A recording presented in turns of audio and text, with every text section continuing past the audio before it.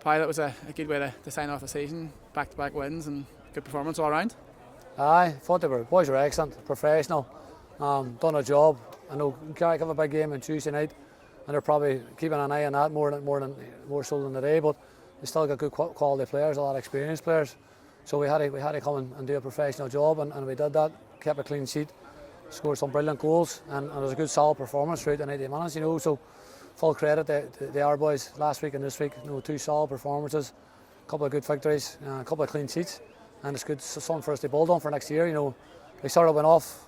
We dropped our standard, our level, for a couple of weeks before that. But we've regained that. We've regained that momentum right at the end of the season. So we're delighted with how we finished. And like I say, even more encouraging is so many of the younger boys getting game time. It's important for them now to start building for the future. It's important for me and coach that they build for the future of the club and introduce these young boys to senior football and introduce them to Irish League. So we're delighted with how the last couple of weeks have went. It's given us a chance to blood through 4 or 5 16-year-olds, and it's important that we keep producing these top young talent and get them into the first team, because they are the future of the club, and the academy here at Glenavon does an incredible job producing. So it's up to us to keep developing and the senior players. It's good, obviously a couple of them got on the score sheets last week and this week as well, with Paul McGovern taking his goal quite well today, and obviously Luke scoring last week, but unfortunately was injured and wasn't able to play today. Ben Wilson looking good in the middle of the park as well again. Another accomplished performance from him. Aye, a couple of good goals. Peter Campbell's 2 goals, excellent. Paul McGovern leading the line at 16 years of age. Incredible. They lead it against 2 senior, big, strong, strapping centre backs in the Irish League, and they're going to lead the line against the 2 of them and score a brilliant goal. It shows you the potential that he's got. He's still a lot of work to do, surely, but he's got the potential to be a really, really top player for many years. Peter just does what Peter does. He's been fantastic in all my time here so far. So he's just continued on his form where it's been since I've been here. So, really, really solid all round. And like I say, the likes of Ben Wilson, Matty Allen, even Aaron Heaney coming on and playing Callan Hamlin, excellent. Chris Arvin got a day off. He's getting old now, so he needs his rest when we get it. So we had to rest him. But there's so much talent in the young boys. Like Harry Lynch is only 18 years of age. Another good performance from him. Luke McGarrigan last week, unfortunately, gets injured in training during the week. But again, another player that we can call upon next year. So the future is definitely bright in terms of the young players, and the work's going on behind the scenes. He's trying to track 1 or 2 more. So there's a lot of work going on, a lot of work going towards next year. And we're looking forward to it now, especially on the back of 2 good performances and a few good goals with a couple of clean sheets. So we look forward to next year now. Obviously the future is bright with the amount of young talent coming through, but today was also a chance for a few of the more senior boys to have do we call it a swan song, do we call it something like that? Obviously with Mark Hockey and Callum Burney coming in, actually looked quite good when they came back in. Obviously restricted game time and stuff like that, but thoughts on that? They've been brilliant servants to the club over Burney in 8 years and Hockey in 10 years. Fantastic servants to the club. They've given a lot of their career to the club, so it was important that we thank them for that and finish off on a high coming on for possibly more than likely to do with their last appearance. And sad, days like this can be sad as well too, but it should be a celebration of how much they've done for the club, and it was good that they come on, both playing together as a partnership, both finishing the job off and keeping a clean sheet and playing a huge part to a good victory. So it's good. We wish them all the best in their future careers. Hopefully they stay in the game and keep playing for as long as you can. But just it's unfortunate that we'll probably go a different direction. So what we do, they go with our best wishes and our blessing, because they've been fantastic service to the club.